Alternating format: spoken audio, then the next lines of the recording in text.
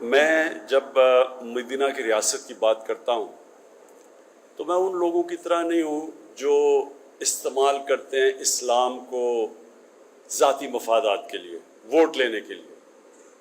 یہ میرا ایمان کا حصہ ہے۔ میں تاریخ کا طالب علم ہوں، میں نے دنیا کی تاریخ پڑھی ہے، میں نے پھر بڑی تفصیل کے اندر اپنی تاریخ پڑھی ہے، پھر اپنے اسلام کی، پھر سب سے جس کا میرے اوپر سب سے زیادہ اثر پڑا اپنے نبی صلی اللہ علیہ وسلم کی زندگی کی بڑی تفصیل میں پڑھی ہے۔ تو میں جب یہ مدینہ کی ریاست کی بات کرتا ہوں وہ اس لیے کہ یہ ایک دنیا کی تاریخ میں بہت بڑا انقلاب آیا تھا، اس سے بڑا کبھی انقلاب نہیں آیا، اور ہمارے نبی واحد پیغمبر تھے جن کی ساری زندگی تاریخ کا حصہ ہیں۔ ساری دنیا کی جو تاریخ ہے اس میں وہ فنومنا ہے، جب وہ آئے اور وہ جب گئے دنیا سے، اور وہ پھر کیسے وہ لوگ جن کی حیثیت ہی کوئی نہیں تھی، عربوں کی کوئی حیثیت نہیں تھی، 2 سپر پاورز تھی اس وقت کی، کیسے وہ جن کی حیثیت ہی کچھ نہیں تھی چند سالوں کے اندر دنیا کی امامت کرنی شروع کر دی۔ یہ تاریخ کا حصہ ہے۔ آپ سٹوڈنٹس بیٹھے ہیں، اس کو سمجھیں۔ ہم صرف جمعے کے خطبے پہ جا کے سن کے آ جاتے ہیں، باہر ہماری زندگی میں دین کا ہماری زندگی پہ کوئی اثر نہیں ہوتا، اس لیے ہمارے حالات برے ہیں۔ جب تک وہ جو اللہ ہمیں حکم دیتا ہے قرآن میں کہ ان کی زندگی سے سیکھو، اللہ کو تو وہ تو بے نیاز ہے، اس کو کوئی فائدہ ہی نہیں پہنچا سکتے آپ اللہ کو، وہ آپ کی بہتری کے لیے ہے۔ قرآن شریف ہماری بہتری کے لیے اللہ نے بھیجا ہے، اگر آپ اس کے اوپر چلتے ہیں تو آپ کی بہتری ہے، اور جب آپ نبی صلی اللہ علیہ وسلم کی سنت پہ چلتے ہیں، ان کی شریعت پہ چلتے ہیں، تو آپ ایک چھوٹا آدمی ایک بڑا آدمی بن جاتا ہے۔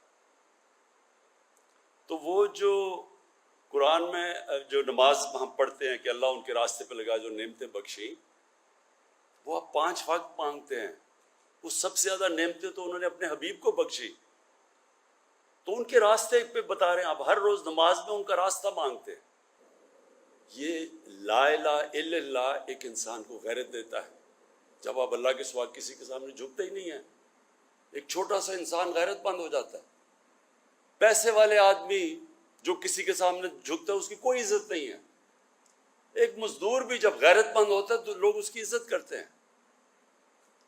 اور پھر جب یہ جو انقلاب آیا تھا اتنا بڑا، جو یہ مدینہ کا انقلاب آیا تھا، اس کی 2 چیزیں تھیں، اس کی بنیاد 2 جگہ پہ رکھی گئی تھی۔ ایک تو انہوں نے انسانوں کو آزاد کر دیا، ایک سسٹم دیا، ایک عدل اور انصاف کا نظام لیا۔ انصاف انسان کو آزاد کر دیتا ہے۔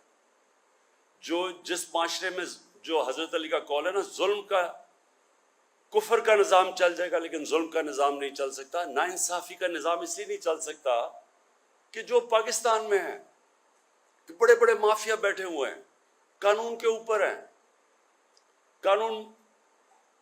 قانون کی بالادستی قائم نہیں ہونے دیتے کیونکہ وہ فائدہ اٹھا رہے ہیں کرپٹ سسٹم سے۔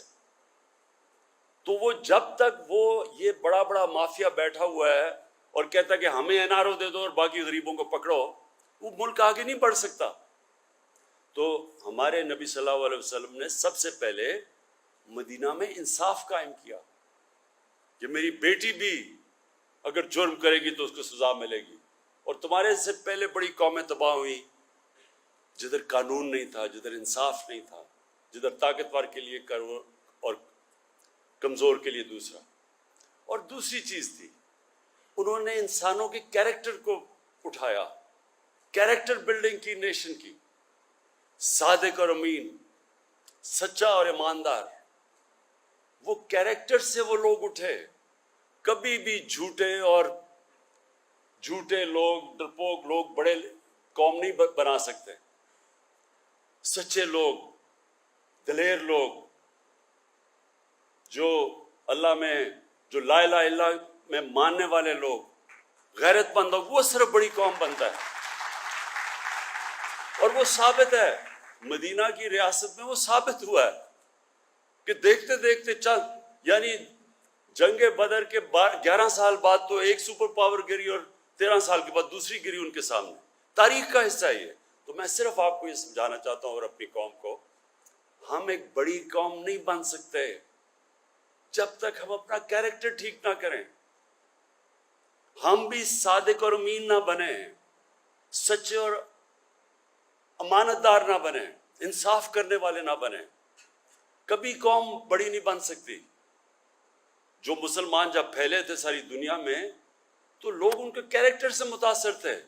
انڈونیزیا اور ملیشیا کے اندر کوئی مسلمان فوج نہیں گئی تھی, وہ ان کے تاجروں کے کیریکٹر سے لوگ مسلمان ہو گئے. اس لیے ہم بھی پاکستانی, اور میں کیونکہ ہماری اکثریت نوجوانوں کی ہے, میں مسلسل اپنے نوجوانوں کو اس چیز سمجھاتا ہوں کہ اللہ نے اس ملک کو کسی چیز کی کمی نہیں دی. ہمیں وہ یہ خطہ وہ ہے جس میں سب کچھ دے دیا اس نے, لیکن ایک ہمیں کیریکٹر چاہیے ایک عظیم قوم بننے کے لیے. جو بھی ہاتھ پھیلاتا ہے کسی کے سامنے, پیسے مانگتا ہے کسی سے, اس کی دنیا عزت نہیں کرتی. جب کسی کو کوئی رشوت دیتا ہے تو اس کی غیرت جاتی ہے, جو رشوت لیتا ہے اس کی غیرت جاتی ہے. میں جن لوگوں کو ہم کافر کہتے ہیں, میں نے ساری دنیا دیکھی ہوئی ہے. آپ حیران ہوں گے, وہاں اس طرح اخبار پڑا ہوتا ہے, لوگ پیسے ڈالتے ہیں, اخبار کوئی دیکھنے والا بھی نہیں ہوتا. کبھی وہاں سوچتے بھی نہیں کوئی دھاندلی ہوگی الیکشن میں. ہمارے یہاں پولنگ ایجنٹس بیٹھے ہوتے ہیں, وہاں ہو رہا ہوتا ہے, پھر لڑائیاں ہو رہی ہوتی ہیں. وہاں تو آتا ہے سیدھا ووٹ ڈال کے چلا گیا, کوئی پوچھنے والا بھی نہیں ہوتا, کوئی کہتا نہیں دھاندلی ہوئی. کہیں دیکھ لیں یورپ میں الیکشن ہوتا ہے, کہیں کوئی سوچتا بھی نہیں ہے دھاندلی کا. ہماری الیکشن سے پہلے ہماری گھنٹوں میٹنگ یہ نہیں ہو رہی ہوتی کہ ووٹر کو کیسے نکالنا ہے, دھاندلی کیسے روکنی ہے. تو یہ ہمارے لیے بڑی شرم کی بات ہے کہ ہمارے اس طرح کے لوگ آئے جو آج باہر بیٹھے ہوئے ہیں اور باہر اربوں اربوں روپے کی پراپرٹیز پہ بیٹھے ہوئے ہیں, ایک رسید نہیں بتا سکتے پیسہ کدھر سے آیا, اور وہاں سے تقریریں کر رہے ہیں یہاں بیٹھ کے. اس لیے جو جب تک اگر ہم نے بڑی قوم بننا ہے, عظیم قوم بننا ہے, وہ جو ہمیں بننا تھا, جو یہ بہت بڑا پاکستان کا کانسیپٹ تھا. تو میں صرف آپ کو شروع میں یہ بتا دوں کہ ایک تو سسٹم کے اندر ہم آج جنگ لڑ رہے ہیں قانون کی بالادستی کی, سارے مافیاز کے خلاف, یہ اس پہ انشاءاللہ ہم کامیاب ہوں گے. اور دوسری, قوم نے اپنے آپ کو چینج کرنا ہے. اللہ کی قرآن میں آیت ہے کہ میں کبھی کسی قوم کی حالت نہیں بدلتا جب تک وہ قوم خود اپنی حالت بدلنے کی کوشش نہیں کرتی, اپنا کیریکٹر نہیں بدلتی.